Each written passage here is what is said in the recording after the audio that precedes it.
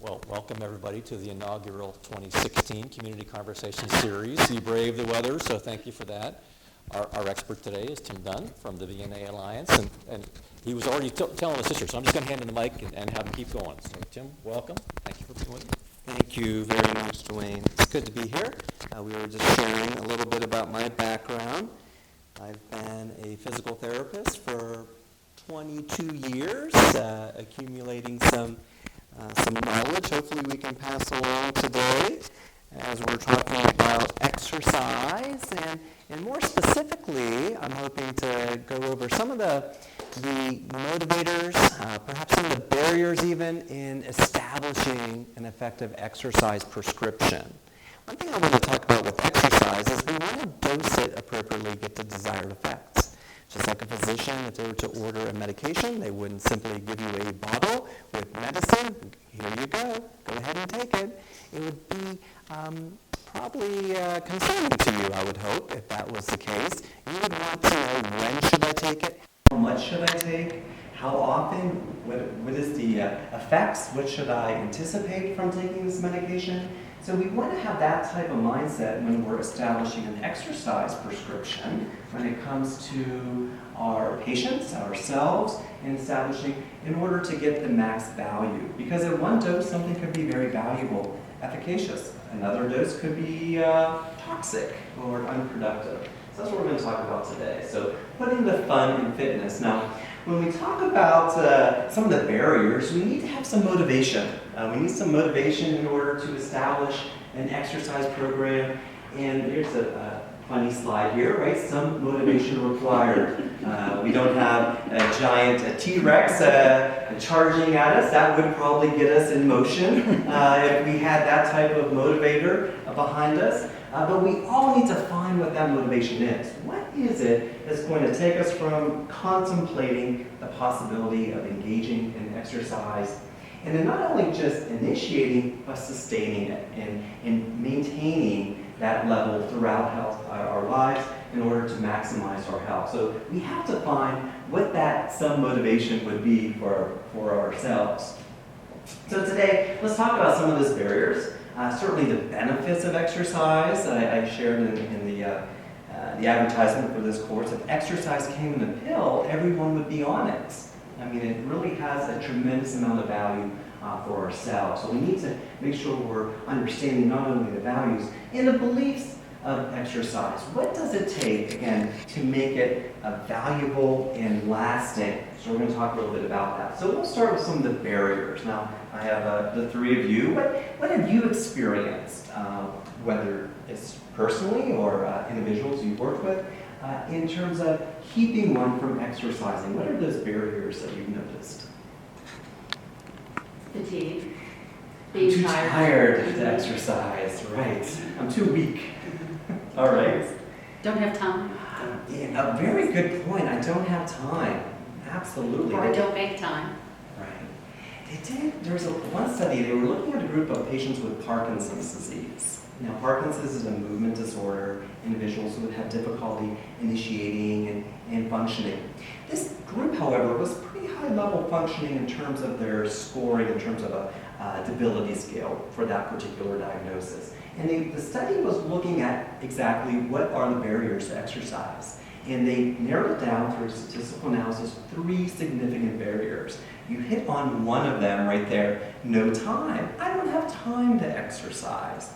And what we're going to talk about today, there is a way to gain value in exercise through interval training, through segmental training, and we can still gain some of the values without having to devote huge amounts of time to do that. So lack of time was one. Another significant barrier in the study they discovered was that it's not going to work. That was the perception. That, this isn't going to help me. It's not going to do anything for me. Why do I have to do this? It's not really engaging. So there was a disconnect as to the value, the efficacy of what they were doing in their mindset. So it's not going to work. I don't have time. And one of the key things was fear of falling. There was a fear of injury in this population. So they were concerned that there could be some adverse effects from the exercise. So we want to look at some of those barriers. So I don't have time is certainly a big one.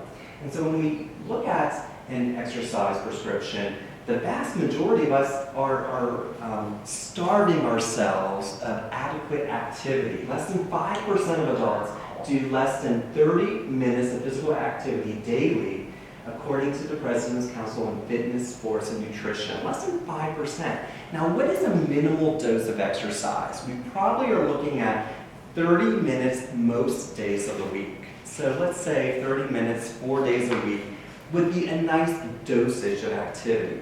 Now, that's not 30 consecutive minutes. Often with my patients in physical therapy, I will try to say, let's start on giving me three-minute bouts of activity, and maybe progress to 3 4-minute bouts with the ultimate goal of 3 10s a day.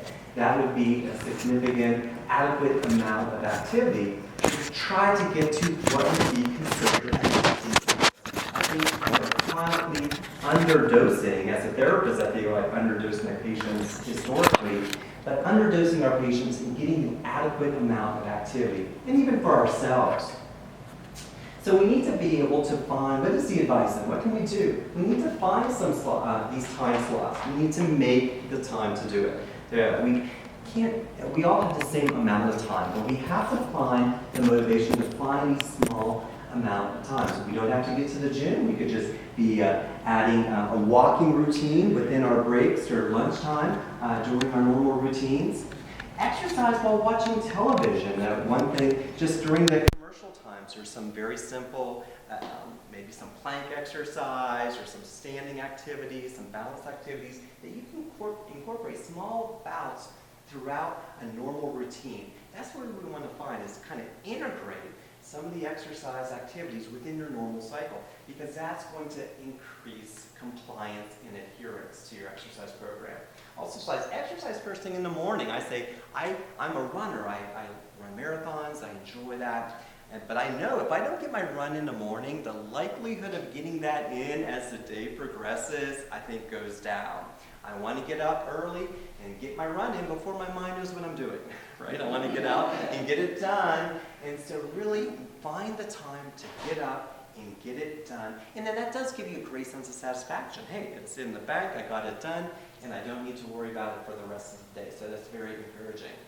Another barrier to exercise, I don't like doing it alone, right? It would be very difficult to be isolated, perhaps, or the social influence. So some advice for that is we need to find someone with similar motivations, some similar goals. As a runner, I have a group of running friends that we have similar objectives and what we would like to do, races maybe we're going to train for, and that is very helpful. So we need to make sure that we're connecting with a group with similar interests and ideas in order to try to establish ultimate goals. For my patients, often they may not be marathoners per se or looking at that type of exercise, but I try to tie in my activities and exercise with what they would want to do. If they want to get out and work in the yard and do their gardening or hunting and those type of things, then what type of task, what type of muscle control, strength development will they need to be able to do that safely? And we want to try to engage in some of those tasks to make it meaningful for them. Often if I try to prescribe some activities that they don't see the connectiveness between what they really want to accomplish, adherence is going to go down considerably. So we need to pair that with what their particular motivations are. And also, having someone to help you is certainly going to be motivating. People who were 5 times more likely to exercise if their spouse was involved with that exercise. If you can kind of have a commitment to that with someone else, your adherence will go up. Knowing that someone else is kind of depending on you can be very significant. They did an interesting down in Lancaster about a year or so ago, they were talking about this, is imagine these little stuffed animals, like a little Furby type device. It's a stuffed animal, but there are 2 devices. One is given to an individual, and the other is given to, let's say, the granddaughter or the grandson.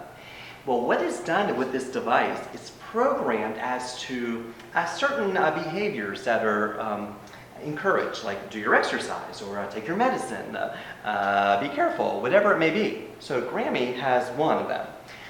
And she has to perform, and she has to identify that these things were done.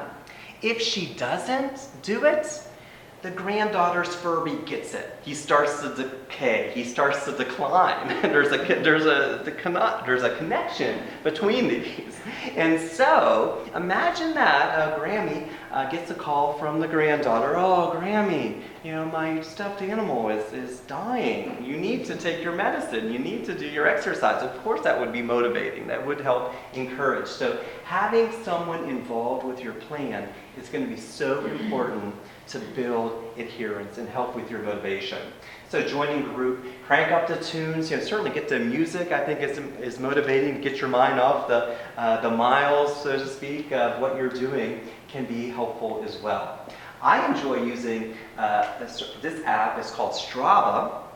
Certainly a lot of apps out there. And it's just a running app, and a lot of my friends are on this, so they can see, oh, Tim did this run today, and I can calculates my distance, my time, calories burned, elevation, average mile pace, and so my friends can see that, and then I can see theirs. So if I'm sitting on the couch and I see my friend Steve just had a great 6-mile run, I might be, I better get up and get going, because again, I'm kind of connected. I don't want to get behind. So it's just another opportunity. Use technology, again, to help you to improve with some of your motivations.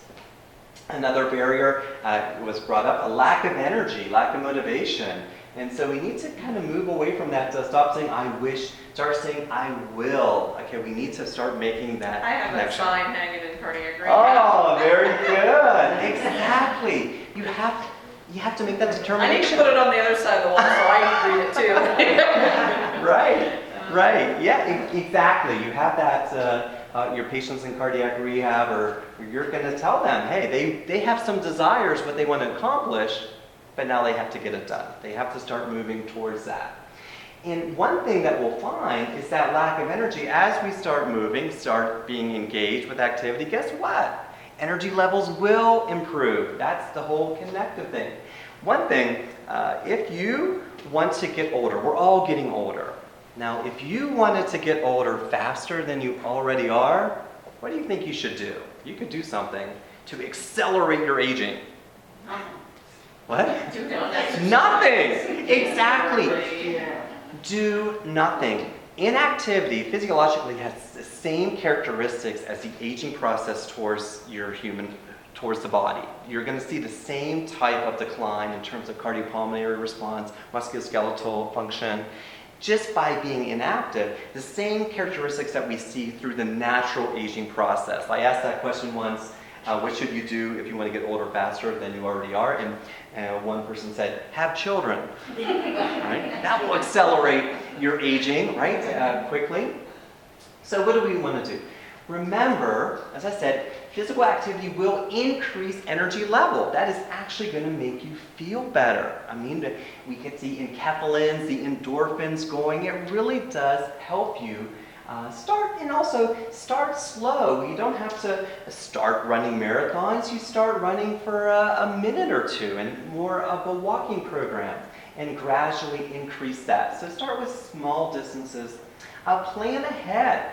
I enjoy what I would like to accomplish in terms of a certain race, what I'm planning for, and then building my calendar as to what type of distances I would have to run in order to be on pace to get to that level of fitness for that particular day. So plan ahead, have a calendar out, and I have my workouts pretty well laid out as to what I need to do to stay on track. And set that motivational goal. Are we looking at running a certain time, losing X amount of pounds, whatever it may be? You probably need to have a target. If we aim at nothing, we'll hit it every time. We have to have something specific in front of us. That's going to be very important. And then also, surround yourself with some people that can really encourage you. That's the one thing I like about Strava. Am I running out? It will say, hey, that was a great run, kudos. I mean, that was really good. It kind of does give you a little bit of encouragement and helps you keep on keeping on. Another barrier that individuals have discussed is, well, I'm too old to exercise, right? I'm too old to get started. It's not going to be very helpful. Well, the reality is that no one is too old to exercise, and physiologically you'll see the same type of benefits as we engage in exercise, even in that older decades than we did in the younger decades. So 30 minutes a day regardless, it can really help, of age, I should say, can really be beneficial to our aging process. Can strength training, sitting in a chair. I mean, again, working with a senior citizen population, I often have to modify exercises based on mobility impairments, if they use adaptive equipment, but I always want to challenge them. Whether I'm working with a 92-year-old, but actually the oldest patient I had was 107, so whether I'm working with someone who's 107 or even a high school athlete, I need to challenge them because the activity has to be somewhat hard so we're getting some connectiveness neurologically and they're gaining some muscle control. So I want to challenge them and I need to figure out where that is. And from a cardiac rehab perspective, you're looking at a lot of hemodynamic response to exercise. There could be abnormal responses you need to be mindful of, but there's a healthy response too that we have to keep those benchmarks in mind. Exercise prevents falls and may help stave off dementia. Certainly, exercise program has been very valuable in the population I see in reducing fall risk. We're currently working on a program at Hillside Home over across the way here. There are 27 residents there living in assisted living. And over the next 6 months, we're going to be doing a project. We're going to be looking at things that we're measuring are stand-ups, meaning how many times do you stand up in 24 hours? Yeah. Now, there is a number. You know what the average is? The average senior in a 24-hour period, how many times would they get up from a chair or from the commode or the bed? The average number is 40 times. So we're going to get a baseline number of what their stand-ups are. We're going to trend it. We're going to encourage it with more. We're going to divide them into teams to have some connectiveness, some encouragement that way, and some motivation to say whose team is winning this week on stand-ups. We're also going to be measuring walking time. How much are you on your feet? How much time? So we're just going to trend those two things over a 6-month period, also looking at their fall percentage over the time, encouraging your traditional exercise participation. But we feel that just building some leg strength, getting out of that chair, just 1 extra, 2 extra throughout the course of the day, through the week, and over the course of time, we can build strength in the quads, and that's going to help reduce some of the changes when it comes to fall risk. So here's a good quote. You don't stop exercising because you grow old. You grow old because you stop exercising, right? That is what's going to help us. So regardless of where we're at, we need to stay engaged. Our bodies are starving for activity, so we need to feed it. So some of the benefits, benefits of exercise. Well, certainly cardiovascular changes. I mean, when we look at and measure cardiovascular health is VO2 max. Okay, how much can we work that hard over a course of time? And cardiac output. And what we're looking at VO2 max is a product of heart rate, stroke volume. Okay, so we're going to be looking at that. And as we're exercising, our body becomes more effective, more efficient at delivering oxygen to the cells. And so by doing so, it takes less burden on the heart itself. Actually, the perfusion or the oxygenation extraction improves as we're exercising. We're able to deliver more oxygen more effectively. Let's say if you had a lot of work to do, you're a farmer and you had all these fields to tend, you needed people to come help you because there's lots of work. And so they come in on their truck and you're like, everyone off, I need your help. If there's nothing to do, that truck just comes in and like, well, pulls right on out. There's no incentive. And so exercise helps that extraction of oxygen out of those red cells to the tissues to where it can do some good. And so we don't have to rely, because our cardiac output, our stroke volume is going to improve, and so we don't have to rely as heavily upon heart rate to drive cardiac output. So we can see some declines in heart rate. Perceived exertions, we're just going to feel better, right? We're not going to feel as winded, as tired during those times. And certainly it's going to help in reducing blood pressure. In fact, stage 1, stage 2 hypertension can be effectively mitigated with some exercise programming of sufficient intensities. And because that's a way to stave off some of the adverse effects of hypertension, which can lead to heart failure issues because of this taxation that can occur onto the heart. So decreased risk of coronary heart disease as well. So musculoskeletal changes, certainly we have hypertrophy or strengthening of the muscle tissue through the exertion levels, increase that cardiac output for sure, which helps that person keep on keeping on. And the one thing about that is as we age, our cardiac output does diminish naturally. It's declining as we go in healthy aging. But what occurs over time is reaching that VO2 max is going to occur much sooner as we get older. So we're going to become tired more quickly than we had in a recent or past decades. And so by improving this oxygen extraction, we can help improve our ability to sustain things without running out of speed as soon as we typically would. So very good stuff to look at. Neuromuscular changes, increased postural control certainly is helpful. Increased contractile time and gait velocity. These are big things when it comes to exercise. One thing when it comes to neurological issues too, in terms of cognition, they did one study. They looked at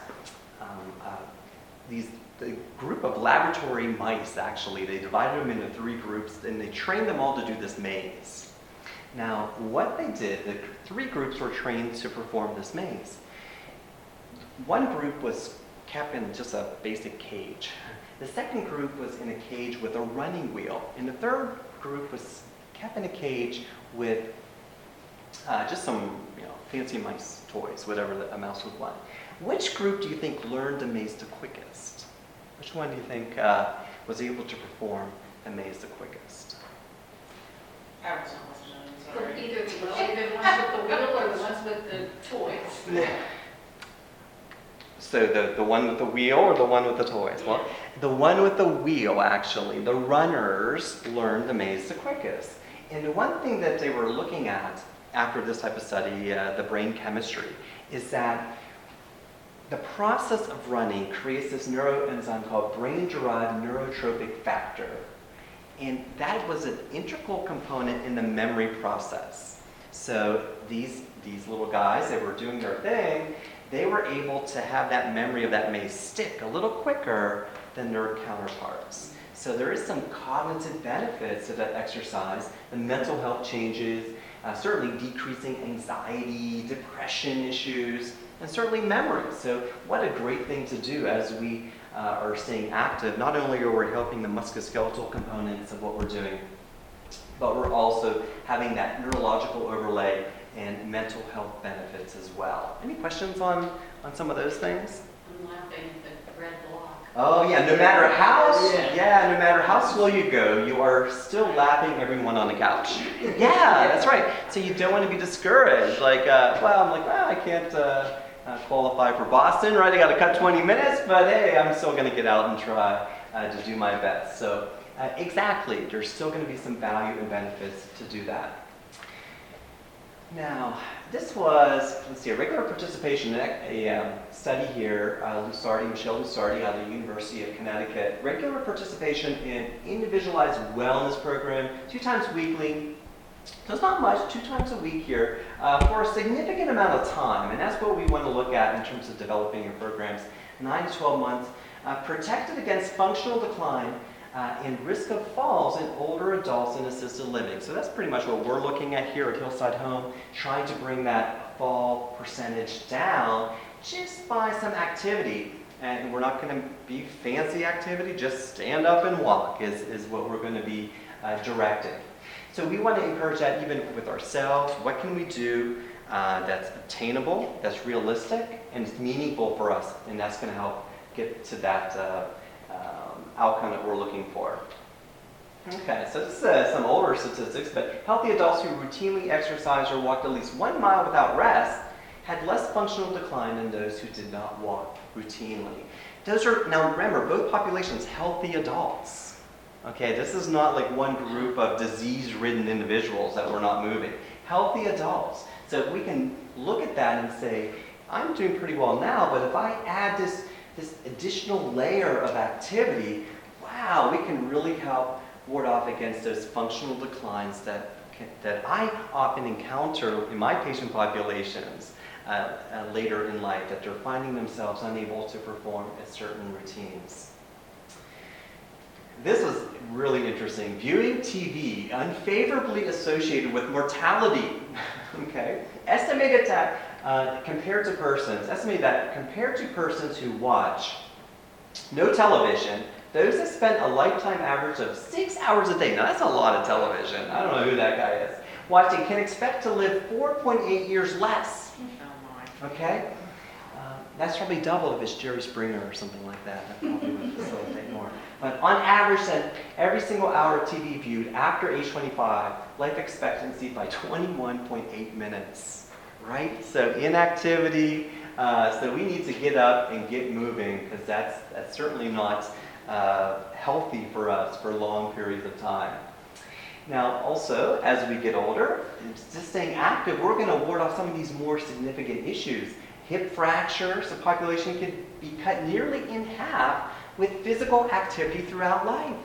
A lot of things that we deal with, some of these serious orthopedic conditions or rehabilitation programs, wow, if we could just integrate some normal routines throughout those earlier decades, we could really save ourselves in our health system in the long run just by keeping that active engagement.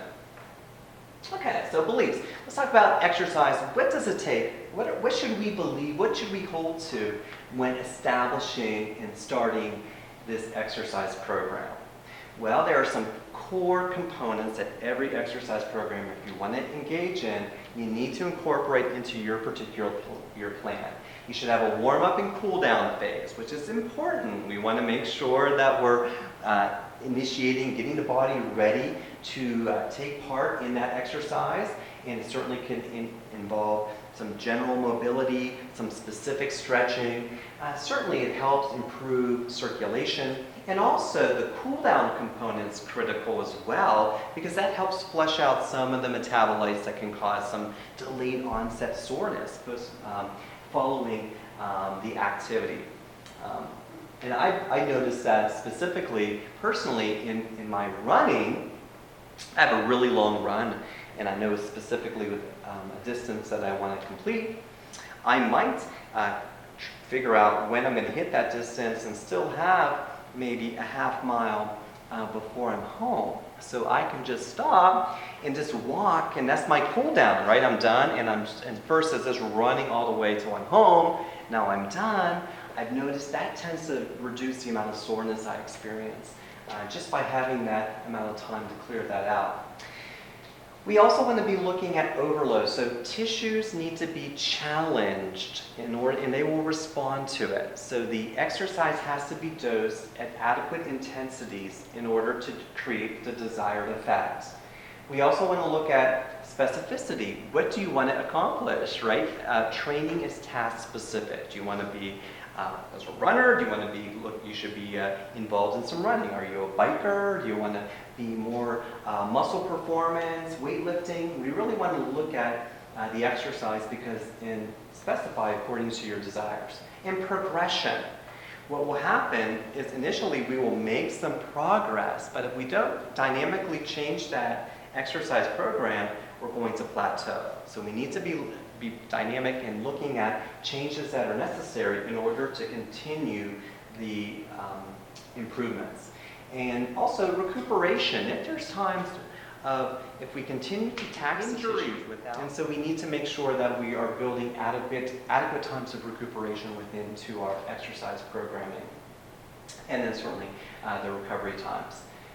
All right, so the benefits that we are looking at, warm-up, cool-down, 5 to 10 minutes, certainly nothing overwhelming, just some gentle stretching. I actually think it's important, the cool-down phase is to do some stretching as well. That's probably even more significant in my experience than the initial warm-up phase. But 5 to 10 minutes, gross mobility, gentle stretching, and that is certainly going to help reduce your risk of any musculoskeletal issues as you start your exercise program.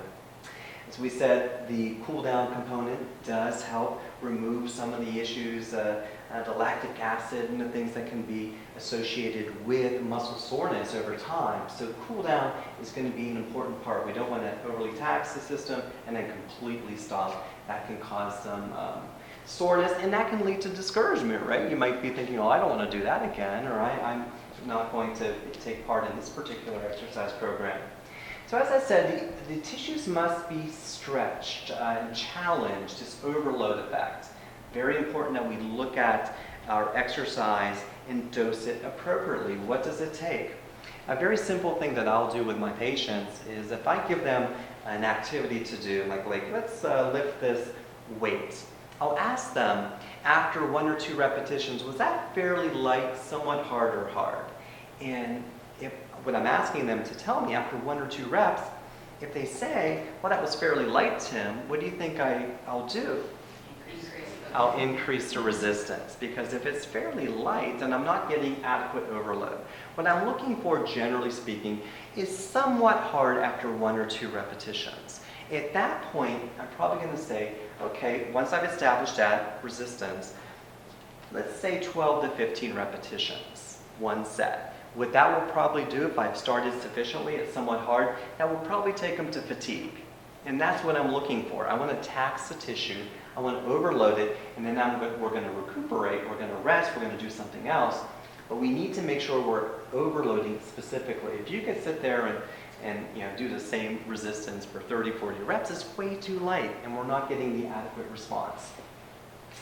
So we want to look at overload from a variety of angles. We can look at intensity, which in my example, I might go from a 5-pound dumbbell to an 8-pound dumbbell, certainly. It could be duration. Maybe we are looking at going at 3 miles. Now I'm going to do 5 miles or 6 miles. I'm going to increase the duration to get an overload effect. Frequency, maybe you're exercising twice a week. Maybe you'll bump it to 3 times a week. Certainly, and then velocity, you could see in terms of how fast you are working the exercise, if you're doing some intervals or speed training, for example. You would not want to overload multiple applications here at once. You would want to pick something that you're trying to establish as an overload increase, whether it's in any of those domains, but I wouldn't do all of those domains. Certainly that would not be wise. But try to figure out which are you going to be looking at. Maybe I'm going to slow down my speed, but I'm going to increase the duration. Maybe I'm going to add an additional run, but it's not going to certainly be as fast as some of my others. So make sure when you're for the beliefs of an exercise program that's going to be effective is you have to look at all of these things at some point in the program, because you want to keep progression going. You wouldn't want to keep it stagnant. You want to see what can be done to continue the challenge the tissues. So specificity, we want to be looking at, again, the objectives. Are we looking at muscle performance? Are we looking at aerobic capacity or endurance issues? Are we looking for dynamic balance? These could be considered things that we would want to address. So what is the intent? And then we need to challenge that particular element. So we're looking at, for example, exercise. I shared about the stand-ups. When we're looking at that program, often my patients I'll ask them to keep track. How many times do you stand up in 24 hours? And they might tell me, well, 7 or 8. So profoundly anemic. So we want to see where their baseline is. But think about that. Lifting the weight of your body against gravity out of a chair is a significant exercise and is highly taxing. And the majority of individuals over 80 years of age can't do it without pushing with their hands. Try to stand up without your hands. And really, that is one challenge, one test that we'll look at. So we want to look at specificity. What is necessary? What is necessary for whether it's your particular goal, if it's for my patient, just to be able to navigate in their home safely. What is necessary for them? And I'm going to train towards that.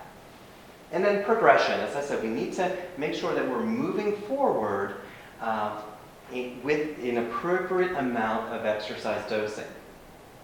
One thing here Dr. Gary Gray talks about, one must prescribe an optimal dose of exercise as soon as possible, right? We want to get to the optimal dose, and then we also we want to create that environment, as he says, for optimal healing, which is good. Above all else, do no harm with our exercise, and then be as aggressive as you can be without breaking rule number 2 about doing no harm, right? We want to be as aggressive as possible without doing any harm. We want to continue to challenge our patients and move them forward. And also ourselves, we need to make sure that we are getting adequate dose. All right, so recuperation and recovery, we cannot rush, we cannot progress this. It just takes time, so we don't want to be over ambitious or zealous in doing our activities and then quickly fade off. Especially, this is kind of an appropriate time of the year to be talking exercise, right? In January, we make these New Year's resolutions. We should resolve that this is a long process, and that should be something that we are going to integrate into our daily routines, our monthly routines, because that definitely can lead to some concerns. Any questions there on that one? Okay.